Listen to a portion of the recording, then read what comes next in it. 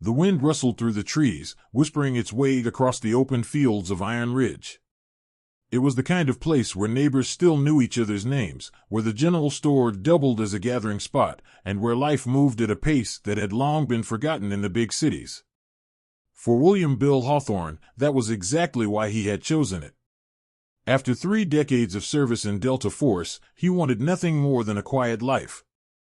He'd seen war in its ugliest forms, led missions that never made the headlines, and lost more friends than he cared to count. But here, in this peaceful corner of America, he thought he'd finally found a place where the past could stay buried. Iron Ridge was the kind of town where people left their doors unlocked at night, where the biggest problem on any given day was fixing a broken fence or getting a stubborn old truck to start. But things were changing. Unfamiliar cars with tinted windows had started showing up at odd hours. Strangers in expensive suits were taking an unusual interest in land that had been in families for generations. Whispers floated through the town about lucrative offers, about neighbors who'd suddenly packed up and left without so much as a goodbye. Bill wasn't one to listen to rumors, but he trusted his instincts, and something wasn't right. The signs were subtle at first: a new bar on Main Street that no one seemed to own, unfamiliar faces watching from darkened doorways, trucks carrying cargo through back roads in the dead of night. It was an old story, one he had seen before in places far from home.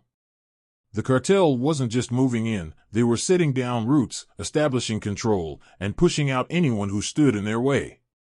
When they came knocking on his door, Bill gave them the same polite refusal he'd given every other salesman who had come before. "Not for sale," he'd said, tipping his hat. But the man at his doorstep hadn't been selling insurance or farm equipment. He had the smooth voice of someone used to getting what he wanted, the kind of man who smiled too easily but whose eyes stayed cold.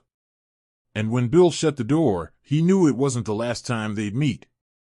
The thing about men like Bill is that they don't scare easy. He'd spent his life dealing with threats far worse than a bunch of criminals in expensive suits. He had seen what happens when good people do nothing, and he wasn't about to let his town become another statistic. So while the cartel thought they were dealing with just another aging rancher, Bill was preparing.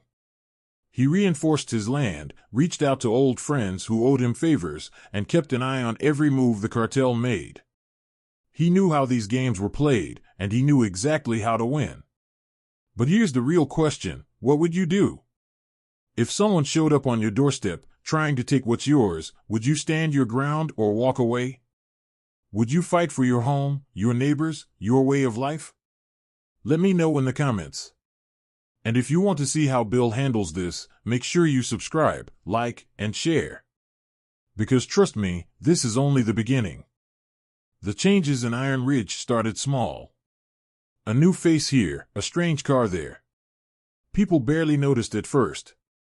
The kind of town where gossip was currency, where folks paid attention to the comings and goings of their neighbors, but this was different.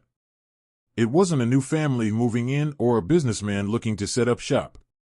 These were outsiders, men who didn't belong. They wore expensive suits but had the roughness of men who had seen things, done things. They didn't introduce themselves. They watched. Bill first saw them on a late afternoon drive through town. A pair of black SUVs parked outside the diner, their drivers idling by the curb, scanning the street. No one got out, no one went in. Just sitting, waiting. At the general store, he overheard whispers about strangers offering to buy land, cash deals too good to turn down. Some of his neighbors had taken the money, packed up, and left without a word. But Bill knew better than to think this was just about real estate. He had seen this before. Different places, different tactics, but always the same goal. Establish control. Make the locals uneasy. Remove obstacles quietly at first, then with force if needed. The cartel was moving in. At night, Bill watched from his porch, a rifle resting against the arm of his chair. It wasn't paranoia. It was awareness, the instinct of a man who had spent a lifetime in places where survival meant always being a step ahead. A week ago, he caught sight of an unfamiliar truck parked a little too long down the road. 2 men inside. They weren't looking at his house, but they weren't looking anywhere else either. A day later, he noticed a drone hovering near his barn, vanishing before he could get a clean shot. His old friend Charlie, a fellow veteran who ran a small mechanic shop, stopped by for a visit. The moment he stepped inside, Bill knew something was wrong. Charlie's face was tight, his hands twitchy. "They came to see me," Charlie said, his voice low. "Wanted to buy me out. When I told them no, they made it clear that it wasn't really a choice." He let out a slow breath, shaking his head. "They know who we are, Bill. They know about the past." That caught Bill's attention. This wasn't just a land grab. They had done their homework. That meant they knew Bill wasn't just another retired rancher. They knew he was more than that. And that meant they weren't just interested in his land, they were watching him specifically. That night, Bill went through his house, checking locks, loading magazines, making calls to a few men who, like him, weren't built to sit back and let trouble come knocking. If the cartel thought Iron Ridge was just another easy town to swallow, they were about to learn a hard lesson. The next morning, he heard about another family gone. No goodbye, just an empty house, tire tracks in the dirt leading away from town. Fear was creeping in, the kind that made good people stop asking questions, stop talking to each other. Divide and conquer. That was the strategy. But Bill had spent his life facing down men who thought fear was the best weapon. And if they wanted to bring a fight to his doorstep, they had no idea what they were walking into. The sun hung low in the sky when the black SUV rolled up Bill's long gravel driveway, dust kicking up behind the tires. He was already outside, working the fence line when the vehicle came to a stop. The man who stepped out was smooth, confident. He wore a crisp button-down and a wristwatch that likely cost more than the whole farm. "Mr. Hawthorne," the man greeted, flashing a practiced smile. "Alejandro Ruiz. I've been looking forward to meeting you." Bill wiped his hands on his jeans and gave a slow nod, saying nothing. He wasn't much for small talk, especially not with men who carried themselves like they owned the world. Ruiz wasn't alone.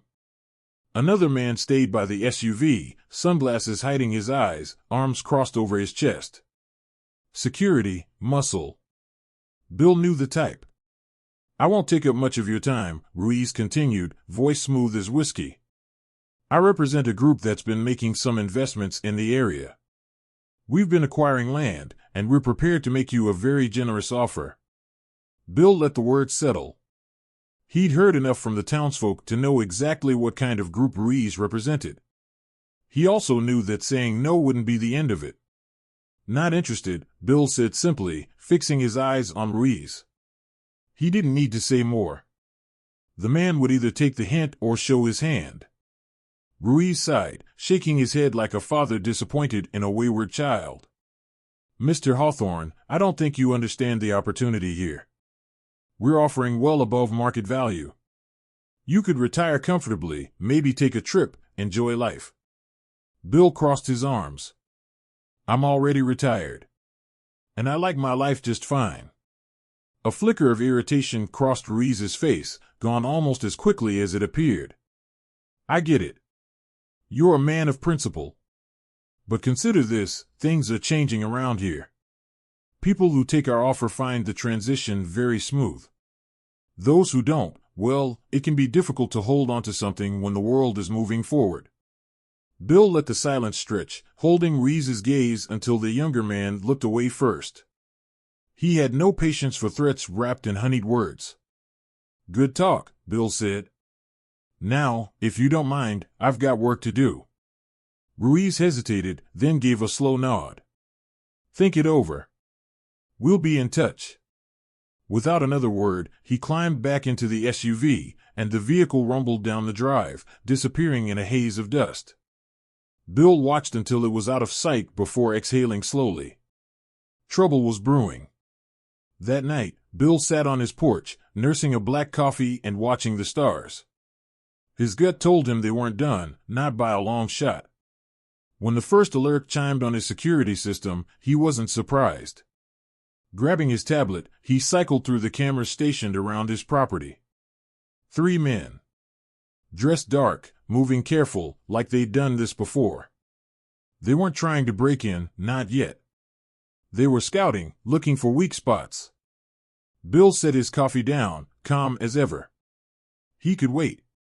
He had all the time in the world, and unlike these men, he knew every inch of his land. This wasn't over. It hadn't even begun. Bill spent the following morning walking the perimeter of his land, the sun rising behind him as he took in every inch of familiar ground. His instincts, honed from years of service, told him that the cartel wouldn't simply walk away. He had time, but not much. He needed to make sure when they came back, they'd find a battlefield, not a farm.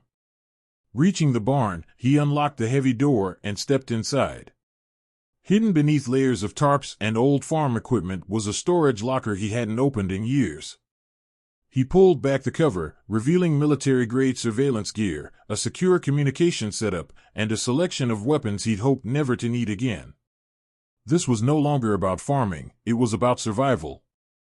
He activated the satellite phone and scrolled through his old contacts. There were names on that list he hadn't spoken to in decades, but some bonds never broke. He started with Mike Callahan, a former intelligence officer with connections in law enforcement. Within minutes, Mike answered, his voice gruff but warm.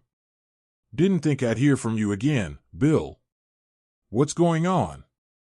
"Trouble," Bill replied simply. "Cartels moving into town. They made me an offer I refused, and now they're casing my place." There was a pause before Mike responded. "They serious?" "Yeah. And I need intel." "Who am I dealing with?" Mike sighed. "I'll see what I can dig up. Give me a few hours." Bill thanked him and ended the call. He moved on to the next number. Jacob Red Hastings, an old Army buddy who now ran a private security firm. When Red picked up, there was no need for pleasantries. "What do you need?" Red asked. "Firepower. But more importantly, I need a team." "Say no more," Red replied. "I'll pull some strings." By midday, Bill had a clearer picture of what he was up against. The cartel had been operating along the border for years, but recently they'd been expanding northward, pushing into rural towns where law enforcement presence was weak. Their methods were calculated: buy out what they could and force out the rest. Bill wasn't just dealing with local thugs, these were seasoned enforcers, and if he didn't act fast, they'd swallow the town whole. He made the rounds in Iron Ridge that afternoon, speaking with those he trusted most. Sheriff Daniels was sympathetic but hesitant. "I don't have the manpower for a war, Bill. And most folks here don't want to believe there's a fight coming." "Whether they believe it or not doesn't change the reality," Bill countered.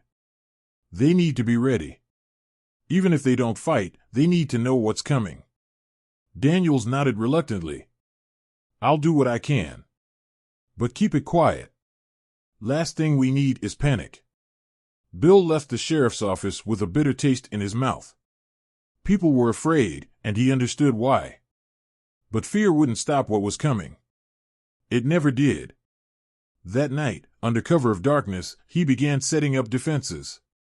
The land he'd worked for years would become a battlefield, and he'd make sure he had every advantage. The first step was intelligence. He placed motion sensors at key entry points, gateways, hidden trails, and areas where his perimeter had the weakest visibility. He installed additional cameras, positioning them to cover every approach. Every movement would be recorded, every shadow tracked. Next, he prepared deterrents. The old irrigation ditches, dry for years, were reinforced with deep trenches. Loose gravel was spread along the most likely vehicle approach, making it impossible for anyone to move quietly. Pressure-sensitive traps, mostly non-lethal but effective, were hidden along pathways. Inside the barn, he converted the loft into a lookout station. A vantage point for surveillance, communication, and, if necessary, a sniper's perch. He reinforced the doors, adding steel bars that would buy him time if they tried to force their way in. By the time he stepped back to survey his work, dawn was breaking. His farm was no longer just a home. It was a stronghold, and he was ready for what came next. Bill sat in the dark, watching the security feeds from his farmhouse. His eyes flicked between the screens, tracking the movement of shadows beyond the tree line. He had known they would come, but he hadn't expected it to be this soon. The cartel had underestimated him, assuming he was just an old soldier past his prime. That was their first mistake. Just past midnight, the motion sensors tripped near the barn. Four figures moved with purpose, each one carrying a canister. Gasoline. They were going to torch his livelihood, send him a message. Bill adjusted his earpiece and whispered, "We've got company."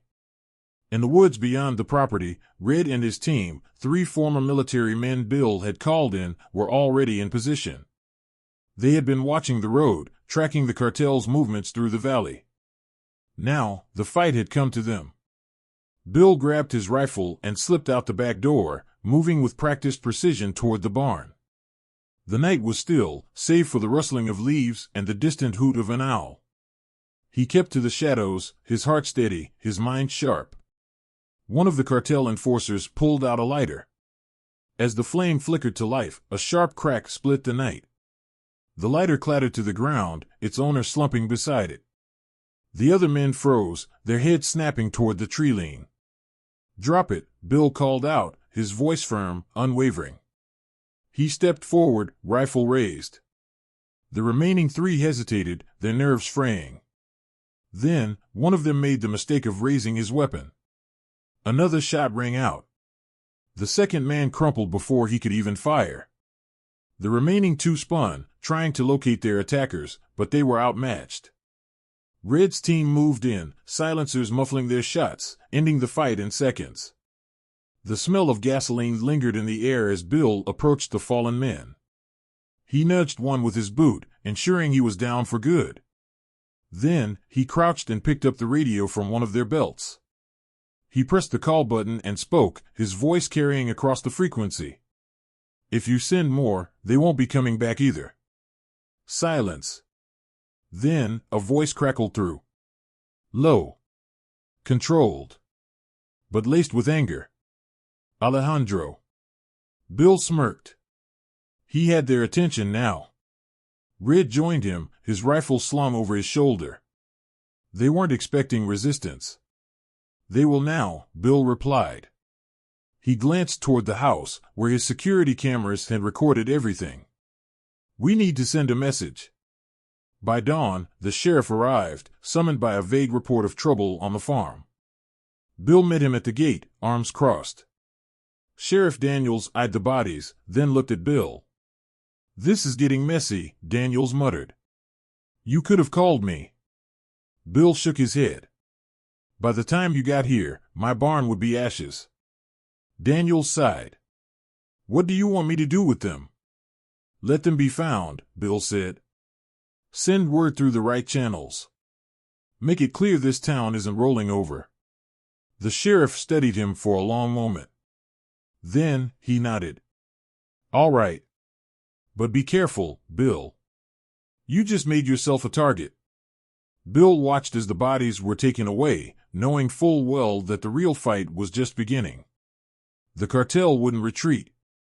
They'd double down. And when they did, he'd be ready. Bill walked into the town's only diner, the familiar bell above the door jingling as he stepped inside. The place smelled of fresh coffee and fried bacon, a comfort he'd known for years. But today, the air was thick with something else, unease. The few folks gathered around their tables spoke in hushed tones, their faces tense. Word had spread about what happened at Bill's farm, and the people of Iron Ridge were starting to realize that trouble was coming their way whether they liked it or not. He made his way to a booth where Sheriff Daniels, Pastor Whitaker, and Hank Mercer, the town's most respected rancher, were waiting for him. Daniels tipped his hat, but his expression was serious.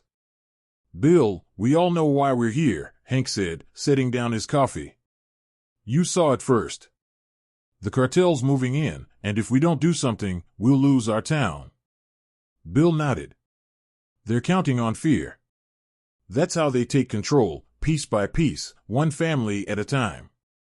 We either push back now or watch everything we built get swallowed up." Pastor Whitaker folded his hands together. Violence isn't the answer, Bill. I agree, Bill said. But neither is letting them walk all over us. We need to make sure they know this town isn't an easy target. We don't need a fight, we need deterrence. We make it too difficult, too risky, and they'll move on. The sheriff exhaled, rubbing his chin. What are you suggesting? First, we organize. We set up a watch system. There's enough landowners here who know every road, every trail. They'll see strangers before they even get close. We start patrolling, logging every unfamiliar vehicle, keeping tabs on who's coming and going. Hank nodded. I can get the ranchers in on that. We're out there every day anyway. We'll notice if something's off. Bill turned to Daniels. We need communication. A secure way to share information without making it obvious. I can set up a network, Daniels said. Keep it legal, emergency response, community alerts, but with the right people, it can serve another purpose. Pastor Whitaker sighed but gave a reluctant nod. If it keeps people safe, I won't stand in the way. By the next evening, word had spread. Bill had called a meeting at the old grain warehouse. Dozens of people showed up, ranchers, farmers, store owners, even some of the younger men and women who had grown up hunting in these hills. He stood at the front, hands resting on the back of a wooden chair. I'm not asking anyone to take up arms, he said. I'm asking you to pay attention. To protect your neighbors. If you see something that doesn't belong, report it. If someone goes missing, we find them. We act together, and we make sure these people know this town isn't easy pickings. In the back, a grizzled voice cut through the murmurs. You've got my rifle, Bill. It was Tom Branson, a Vietnam vet who rarely spoke in public. His statement sent a ripple through the room. More voices followed. I'll do patrols. I can set up cameras on my property. I know these trails better than anyone. Put me where you need me. Bill looked at them, his chest swelling with something he hadn't felt in a long time. This was his town. His people. And they were ready. The next few days were a blur of preparation. Hunters and veterans took the lead on training others, teaching them how to track movement, how to recognize signs of surveillance. Ranchers organized a rotating schedule of watchmen, ensuring every entrance to the valley was covered at all times. Daniels secured radio equipment, setting up a network that looked official, emergency communications, fire alerts, but its true purpose was to keep the town connected and informed. If something happened, word would spread before the cartel could make a move. The gas station installed a new set of cameras, facing the highway and capturing every license plate. The grocery store did the same, its owner claiming it was for inventory security, but everyone knew the real reason. Hank's son, a former Marine, devised simple yet effective counter-surveillance tactics, ways to track outsiders without tipping them off. A convoy of unfamiliar vehicles entered town one afternoon, and within minutes, half a dozen shop owners and ranchers had casually taken note of their descriptions, plate numbers, and where they went. Pastor Whitaker organized a community safety program, teaching families how to keep their homes secure, what to do in an emergency, how to stay connected without drawing attention. Even those who weren't willing to stand guard found ways to contribute. One night, Bill stood on his porch, looking out at the land he had defended with his own hands. The town had changed in a matter of days. It wasn't just a group of people living in the same place anymore, it was a force. A network. A community prepared to protect itself. He heard footsteps behind him. Daniels had come up the drive, hands in his pockets. You did this, the sheriff said. Bill shook his head. They did this. I just reminded them what they were capable of. Daniels nodded. Well, whatever happens next, they'll have to go through all of us. Bill exhaled slowly, gripping the railing. The cartel wasn't done. He knew that. But neither was Iron Ridge. The game had changed, and now it was their town's move. Bill sat at his kitchen table, sipping his morning coffee as he scrolled through the data on his secure laptop. The intelligence his friend Mike had gathered was already proving invaluable. The cartel operated like a well-oiled machine, but even machines had weak points. He was going to exploit those weaknesses, using a strategy older than any battlefield: fear. He started with their communications. The cartel relied on encrypted radio channels, but Bill had spent years dealing with enemies who thought their signals were impenetrable. With a bit of help from Red's tech team, he intercepted their chatter. It was nothing overt, just subtle changes in the relay signals, a few well-placed bursts of static, and the occasional distortion that made it seem like someone was listening in. The cartel's men were trained for violence, not paranoia. The uncertainty would start eating away at them. He didn't stop there. Using a voice synthesizer, Bill created garbled transmissions, fragments of distorted voices warning about unseen dangers, hinting at ambushes that didn't exist, and referencing names of men who'd already gone missing. The cartel's ground teams would hear the whispers of ghosts in their own frequency, unsure if it was real or just their minds playing tricks on them. It didn't take long for the fear to set in. By the second night, the cartel's patrols doubled, their movements becoming hesitant. Alejandro Ruiz, the cartel's local enforcer, wasn't a man easily rattled, but even he started showing signs of tension. Reports filtered back to Bill through Mike's sources. Ruiz was convinced someone was leaking information, and he was growing suspicious of his own men. Then came the accidents. Bill had spent days preparing his land, but he knew that small, unexplainable incidents could do more damage than any firefight. On the outskirts of town, an unmarked cartel vehicle found itself suddenly stranded in a ditch. The road had been fine the day before, but now it was slick with oil and loose gravel. A few miles away, another car suffered a mechanical failure, its tires mysteriously shredded by a series of carefully placed spikes hidden beneath the dirt. Each incident was minor on its own, but together, they painted a picture of a town that was slowly turning against them. Ruiz responded the only way he knew how, by sending more men. More eyes, more weapons, more muscle. But every additional soldier only increased the paranoia. Every shadow became a threat, every rustling leaf a warning. The cartel wasn't facing a direct assault. They were being hunted by something they couldn't see, and worse, they couldn't understand. One night, a group of cartel enforcers stationed in an abandoned property outside of town awoke to the sound of distant gunfire. They scrambled for cover, preparing for an ambush, but nothing came. When dawn broke, they found no signs of an attack, just a single bullet lodged in the front gate, placed there hours before while they slept. The message was clear: "We know where you are. We could have taken you if we wanted." The pressure was building. Bill monitored the security feeds as the cartel's patrols became more erratic. They drove in tighter formations, spoke in hushed tones, and carried themselves with the unease of men who knew they were being watched but couldn't see the enemy. They had entered his battlefield, and they were beginning to understand just how deep they'd stepped into it. Ruiz was losing control.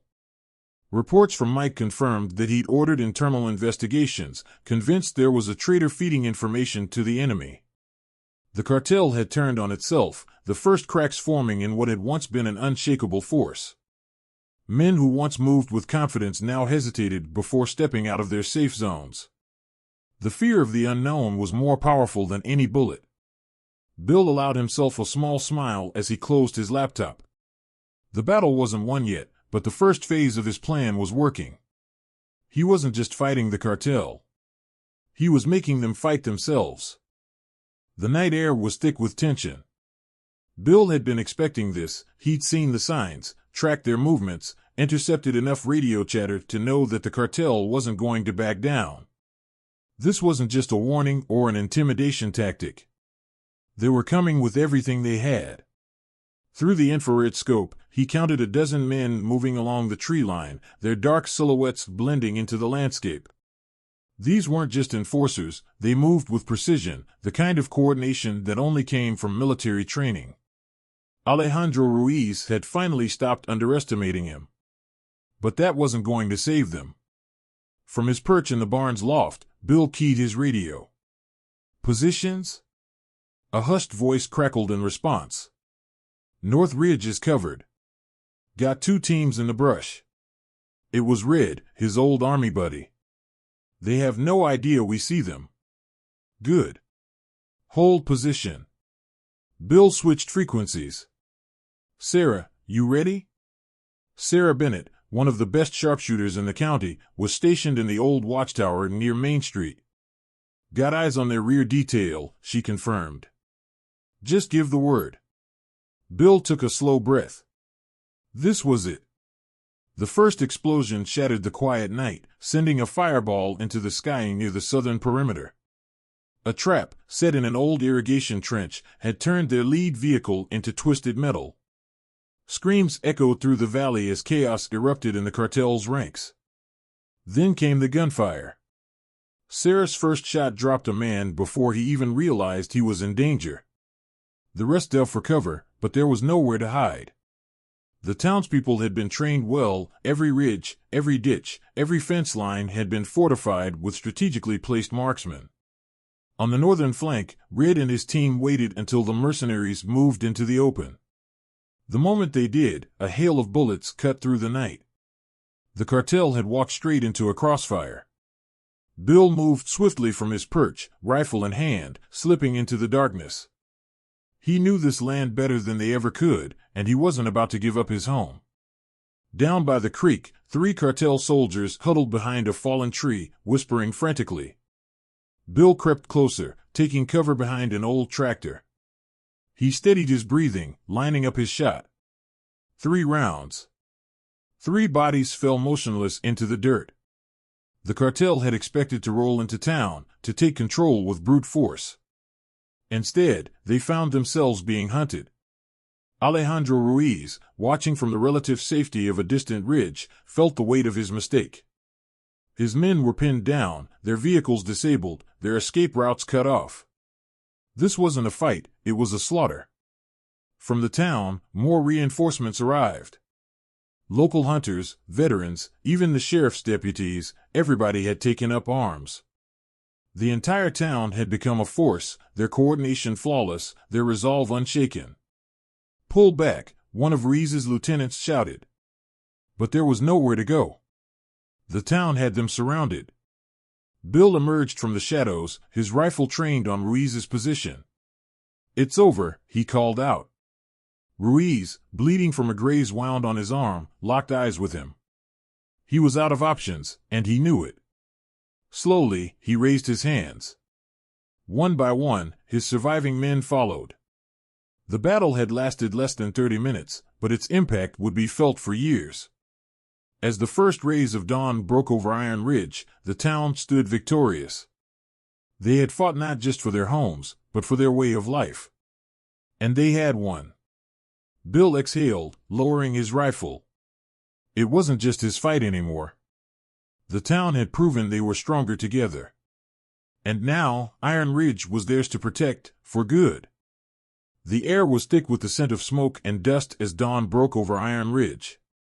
The battle had raged through the night, but now, in the quiet morning, only 2 men remained on the battlefield. Bill Hawthorne stood at the edge of his porch, his rifle held low, watching as Alejandro Ruiz stepped forward from the wreckage of his failed assault. The once confident cartel leader now looked worn, his fine suit torn and bloodied, his breath coming in ragged gasps. "You put up quite a fight, old man," Ruiz said, his voice laced with both admiration and frustration. "But you have to know this only ends one way." Bill gave him a hard, steady look. "It already has." Around them, the remnants of the cartel's forces lay scattered, their weapons abandoned, their confidence shattered. The town had stood firm, fighting not just with bullets, but with strategy, with unity, with a determination Ruiz's men had never encountered before.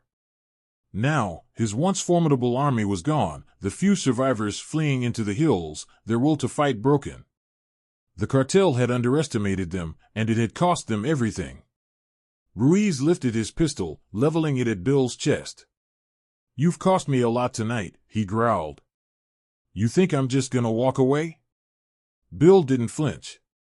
He had stared down death too many times in his life to be shaken by a desperate man. He simply shook his head. "You don't get it," Do you? You've already lost. You step outside this town, you're a dead man. The feds will be looking for you. Your own people won't trust you after this. They'll put a bullet in you before you ever reach the border. Ruiz's fingers tightened on the trigger, but hesitation flickered in his eyes. He knew Bill was right. The cartel thrived on strength, on fear, and he had lost both tonight. He had thrown everything he had at Iron Ridge and still failed. There was no way to explain that away, no way to spin it in his favor. His reputation was in ruins, his command slipping through his fingers like sand. Bill took a slow step forward. You can still walk away, Ruiz. I don't have to kill you. But if you pull that trigger, you'll never leave this town alive. The silence between them stretched, the weight of the moment pressing down like a storm about to break. Then, finally, Ruiz let out a bitter chuckle and lowered his gun. He looked around, taking in the destruction, the bodies of his fallen men, the smoldering remains of his once unshakable empire. You really are something else, Hawthorne, he muttered. I should have done my homework. Bill nodded. You should have. Ruiz took a slow step backward, then another, until he was out of the clearing. Without another word, he turned and disappeared into the trees, his fate uncertain, but his presence in Iron Ridge at an end. As the sun rose higher, the townspeople emerged, their faces etched with exhaustion but also with something else, pride. They had stood together, fought together, and they had won. The cartel was finished here. Iron Ridge would not fall. Sheriff Daniels approached, his uniform torn and dust-covered, but his eyes bright with relief. Hell of a night. Bill sighed, rolling his stiff shoulders. Yeah. But it's over now. Daniels glanced at the horizon, where the last of the cartel's vehicles had vanished. And if they come back? Bill looked over at the town, at the men and women who had stood by him, who had refused to be pushed out of their own homes. They won't. And even if they do, we'll be ready. A slow, knowing smile spread across Daniel's face. Damn right. As the town gathered, there were no cheers, no celebrations, just quiet nods, firm handshakes, the kind of shared understanding that only comes from standing shoulder to shoulder against something bigger than yourself. They weren't just survivors. They were defenders. And no one would ever take this town from them again. Bill turned to his porch, finally allowing himself to sit, his rifle resting across his lap. He watched as the townspeople moved through the streets, tending to the wounded, repairing what had been broken. Life would go on. The town would heal. And though he had come here looking for peace, he had found something even greater. A home worth fighting for. The sun rose over Iron Ridge, casting long shadows across the battlefield that had once been a quiet town. Smoke still curled from a few smoldering remnants of the night's battle, but the air was filled with something different, relief. The war was over. By mid-morning, the first wave of federal agents arrived. Black SUVs and law enforcement vehicles lined the main road as FBI teams and state police moved in to assess the aftermath. Sheriff Daniels stood at the town's entrance, his uniform still streaked with dirt and blood, but his posture unyielding. He greeted the agents with a firm nod. You took your time, he said, crossing his arms. The lead FBI agent, a sharp-eyed man named Calloway, surveyed the town. We were monitoring the situation. We needed confirmation before we moved in. Daniel scoffed. Well, consider it confirmed. The cartel's done here. Calloway gestured for his men to move in. They began collecting evidence, guns, vehicles, bodies. Some cartel members who had survived were lined up, their hands zip-tied behind their backs. Others had already fled, disappearing into the night when they realized they had lost.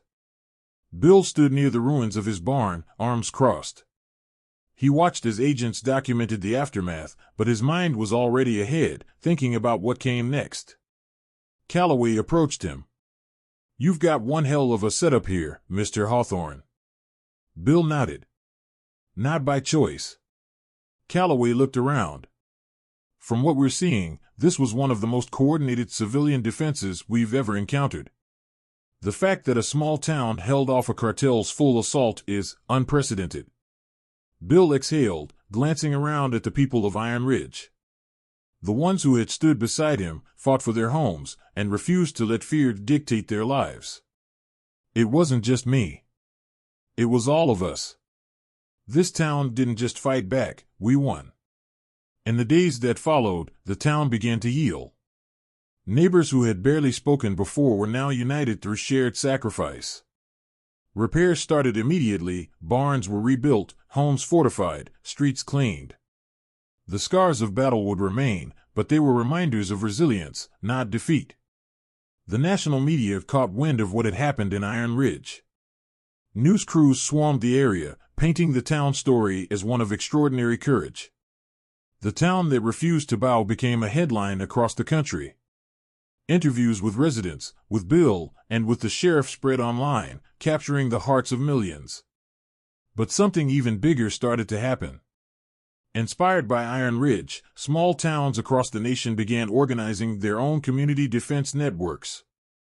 Rural communities, long neglected and seen as easy targets for crime, started training, preparing, and uniting. Bill received hundreds of messages from veterans, farmers, and sheriffs across the country asking for guidance. One evening, as Bill sat on his porch watching the sunset, Sheriff Daniels pulled up in his dusty patrol truck. He climbed out, a fresh cup of coffee in hand, and took a seat beside Bill. "You thinking about leaving?" Daniels asked, knowing full well how many opportunities were now in front of Bill. Bill shook his head. "Iron Ridge is my home. And after all we've been through, I'm not going anywhere." Daniels smirked. "Good. Because this town still needs you. We all do." Bill took a deep breath, the weight of the past few weeks finally starting to settle. "We built something here, Daniels. Something bigger than just defending ourselves.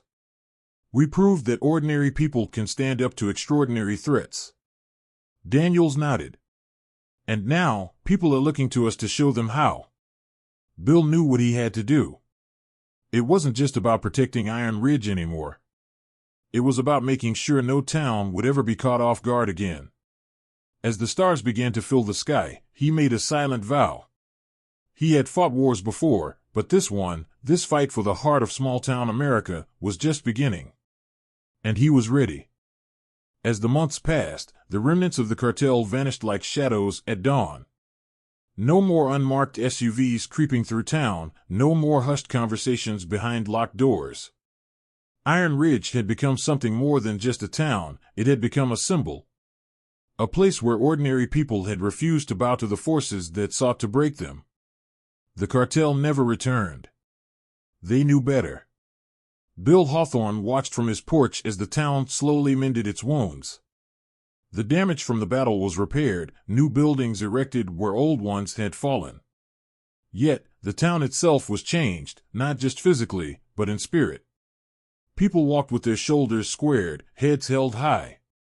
They had faced something unthinkable, and they had come out stronger. The story of Iron Ridge spread like wildfire.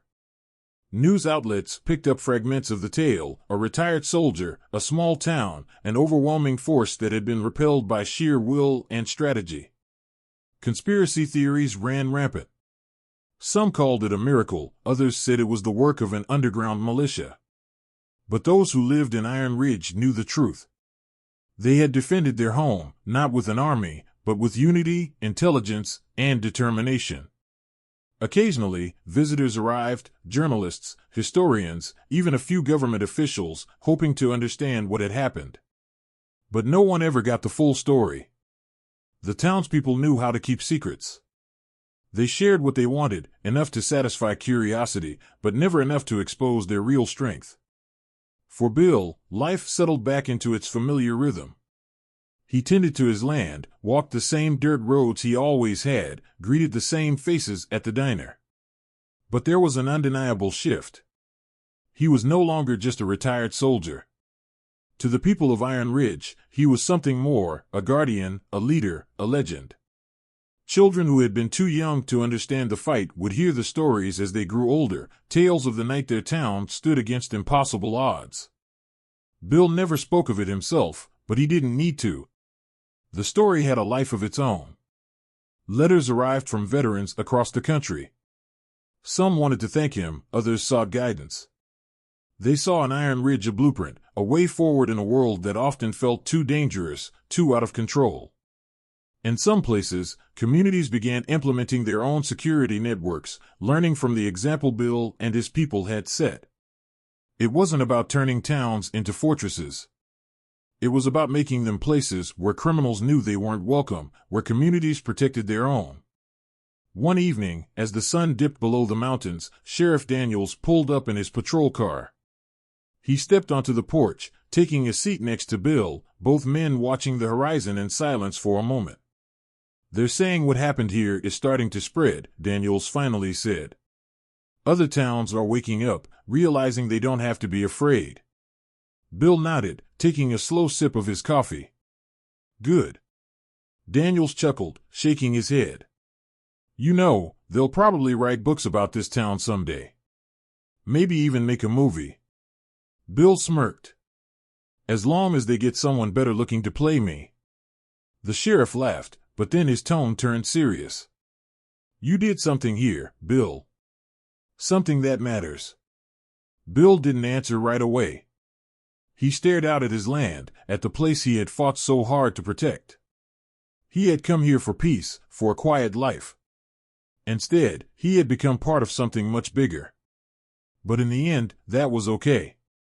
Iron Ridge was safe. The people he cared about were safe. And that was enough. The next morning, Bill saddled his horse and rode out past the town limits, past the battle-worn roads and reinforced fences. He rode not as a soldier preparing for war, but as a man who had found his place in the world. As he crested a hill, he looked back at the town one last time, a quiet smile playing at the corners of his lips. Iron Ridge had become a legend. And so had he. The dust had settled over Iron Ridge, and with it came a new dawn of unity and resilience.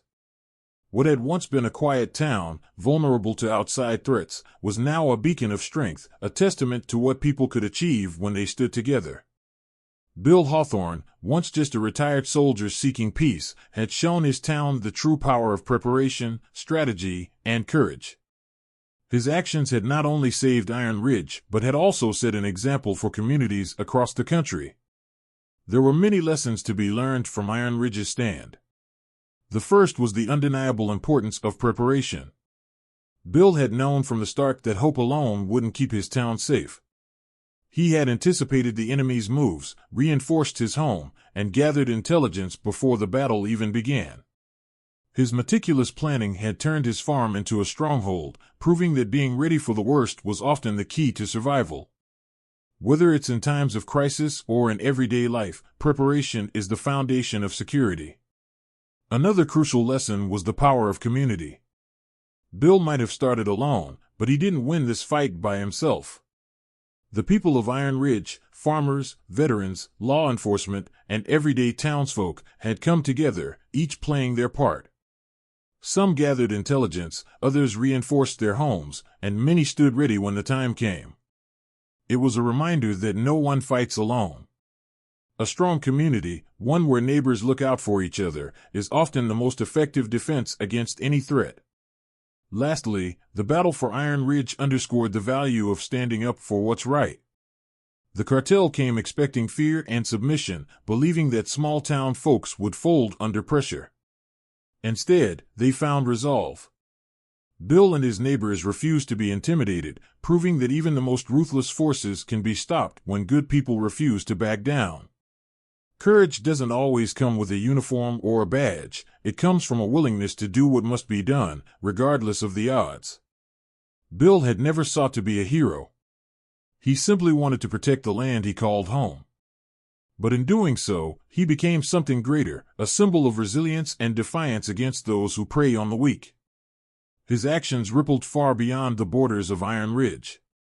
News spread of the town that refused to be taken, inspiring others to take a stand, to prepare, and to defend what was theirs. Now, the question turns to you. What lessons do you take from Bill's story? Do you believe in the power of preparation? In the strength of community? Or in the unwavering resolve to stand for what's right? Share your thoughts in the comments below. Let's discuss how we can all apply these principles in our own lives. If you found this story inspiring, don't forget to like, share, and subscribe. The more people who hear this story, the stronger we become as a community. Let's keep the conversation going and ensure that stories like Iron Ridges aren't just legends, but blueprints for how we protect what matters most. Stay vigilant, stay prepared, and never underestimate the power of people united for a common cause.